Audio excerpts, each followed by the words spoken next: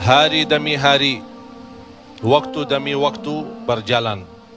Umur kita terbatas dan semua terhitung hisabnya di sisi Allah Subhanahu wa taala.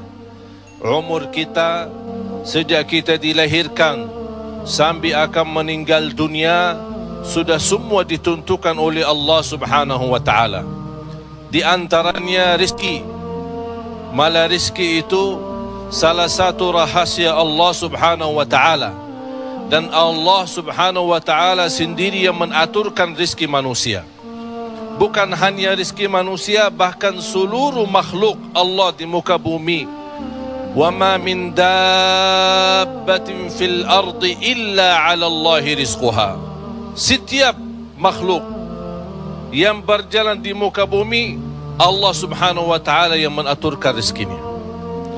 Walaupun rezeki kita sudah ditentukan oleh Allah, tapi sebagaimana kata Amirul Mukminin Umar bin Al-Khattab radhiyallahu an, inna as-samaa'a la tumtiru dhahaba. Ketahuilah langit itu tidak akan menurunkan hujan emas. Walaupun rezeki kita sudah ditentukan dan ditakdirkan oleh Allah Subhanahu wa taala, tetap kita punya kewajiban untuk berusaha. Allah Subhanahu wa taala menerangkan banyak di dalam Al-Quran, فَإِذَا قُضِيَتِ الصَّلَاةِ فَانْتَشِرُوا.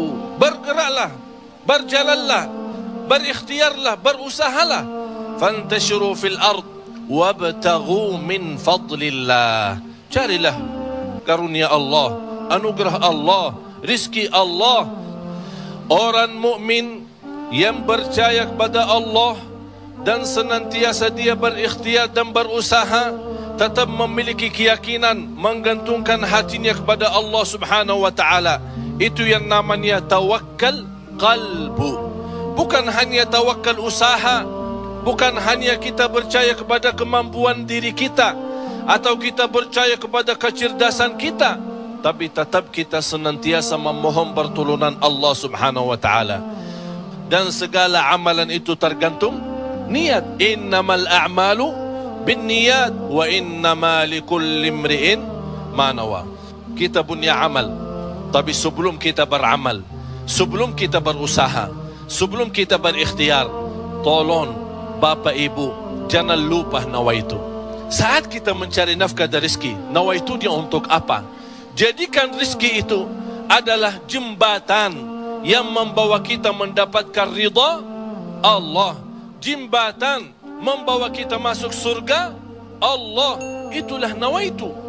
Hal-hal kecil dengan nawaitu bisa menjadi besar di sisi Allah Subhanahu wa taala. Ada orang nawaitu dia mencari nafkah dan rezeki, begitu dia mendapatkan rezekinya, dia nawaitu untuk memenuhi hak-haknya, kewajibannya terhadap istrinya, kewajiban terhadap anaknya. Sampai Rasul bersabda, sampai seorang suami suapin istrinya diberikan pahala sedekah. Coba bayangkan, berarti nawaitu itu sangat berarti. Oleh karena itu Bapak Ibu jangan tinggalkan nawaitu. Di mana anda berada, apa urusannya, mau kemana, tolong dihadirkan nawaitu. Karena dengan niat, disitulah akan kita sama-sama mendapatkan petunjuk Allah Subhanahu wa ta'ala. Semoga senantiasa kita dalam ikhtiar dan usaha kita, selalu kita menambah keyakinan dan kepercayaan kita kepada Allah Subhanahu wa ta'ala. Hari ini kita berusaha berikhtiar, menghadapi sedikit kesulitan dan kesusahan, jangan kita berkata, kenapa Allah tidak melancarkan rezeki dan usaha saya? Tapi harus bertanya kepada diri kita, apa salah saya? Apa kekurangan saya? Barangkali kalau kita muhasabah diri, oh ternyata hari ini saya merasa susah rezeki karena ketiduran salat subuh tadi. Saya merasa malam ini tidak lancar karena saya lupa baca Al-Quran. Saya hari ini merasa tidak baik karena saya ketinggalan salat malam. Inilah muhasabah diri. Al-Imam Muhammad ibn Sirin pernah dia mencela orang, mencaci maki orang. Itu orang miskin. Orang itu tersinggung. Kata Imam Muhammad ibn Sirin, saya menunggu ucapan saya ini, menunggu akibahnya, menunggu balasannya 40 tahun. Coba bayangkan, hanya satu ucapan dia takutin, dia fikirkan, apalagi perbuatan.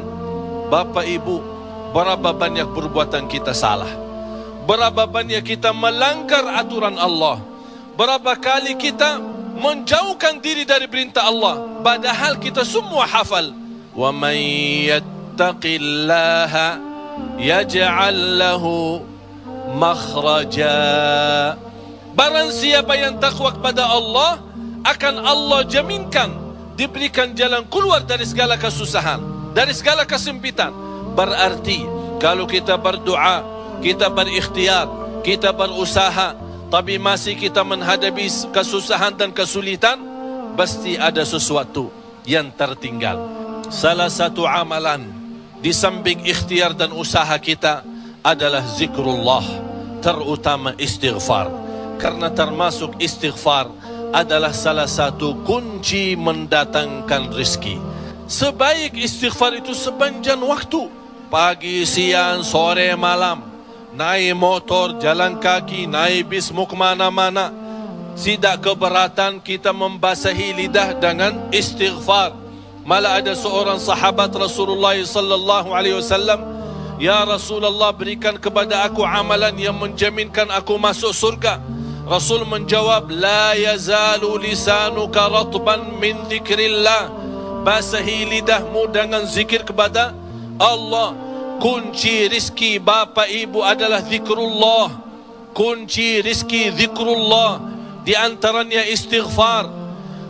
Allah Subhanahu wa taala menjaminkan dalam Al-Quran di surat Nuh, "Faqultu astaghfiru rabbakum innahu kana ghaffara." Apa manfaatnya istighfar?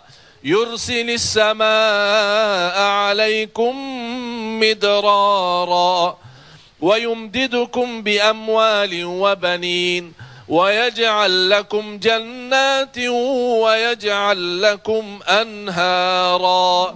Dengan istighfar terjamin keturunan. Dengan istighfar kemudahan rezeki. Dengan istighfar kelancaran usaha. Dengan istighfar kesumpuhan dari penyakit. Dengan istighfar banyak kemudahan dan kemuliaan yang kita dapat. Kalau memang ingin ditambah rezeki kita, kalau belum sempat haji, kita ingin berhaji. Kalau kita sudah haji, ingin Allah menambah kita bisa haji lagi. La in syakartum lazim. Jadilah hamba yang bersyukur, karena nikmat Allah memang Bapak Ibu tidak bisa terhitung. Nikmat Allah begitu banyak di setiap waktu dan setiap saat, lahir dan batin. Wa in ta'uddu ni'matallahi la tuhsuha. Oleh karena itu, jangan anda menjadi orang-orang yang mengkufri nikmat, tapi jadilah senantiasa mensyukuri nikmat. InsyaAllah dengan syukuri nikmat dan sabar menghadapi ujian dan cobaan, kita bisa menjadi hamba yang diridai Allah. Kalau Allah sudah ridha kepada kita, InsyaAllah segala amal ibadah kita akan diterima, dan segala usaha dan ikhtiar kita akan dipermudahkan oleh Allah Subhanahu wa taala. Bapak Ibu, yang terakhir, tidak boleh kita lupa doa.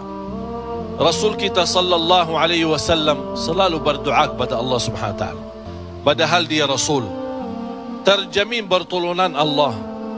Senjata orang mukmin adalah doa, dan pintu langit bisa dibuka dengan doa, dan doa itu kapan saja dan bisa sampai kepada Allah tanpa waktu dan tanpa batas. Selama kita masih berdoa kepada Allah, selama masih kita memohon kepada Allah, Allah akan senantiasa mendengar doa kita.